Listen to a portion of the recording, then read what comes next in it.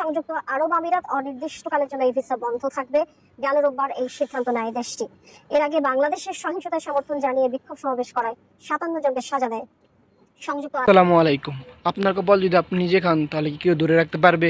কি দরকার ছিল ভাই আপনার সাথে আরও 53টা পরিবারকে বিপদে ফেলার জন্য? কি দরকার ছিল ভাই? আসলে আপনারও কোনো দোষ নেই, বাংলাদেশের মানুষের তো অনেক আবেগের জোরে সব কিছু করে ফেলে। তো ভাই এই সিনে ছবি দেখতেছেন, এটা কিন্তু কোন দেশি ওমান না কোন দেশে জানি একজন ভাই, ওনার কিন্তু যাবজ্জীবন কারাদণ্ড হয়েছে এই বাইরের দেশে আন্দোলন করার জন্য। ছাত্র নিয়ে আন্দোলন করছে। তো আপনাদের সবাইকে বলছি, এসব আন্দোলন কেউ করবেন না। সবাই এসব আন্দোলন থেকে বিরত থাকবেন, আর ওদের জন্য একটু দোয়া করবেন আল্লাহ তাআলা ওদের মুক্তি যায়, ওদের জন্য তাড়াতাড়ি মুক্তি হয়ে যায়। আসলে সারা বছরের জেল, যাবজ্জীবন কারাদণ্ড বুঝে নিত কেমন।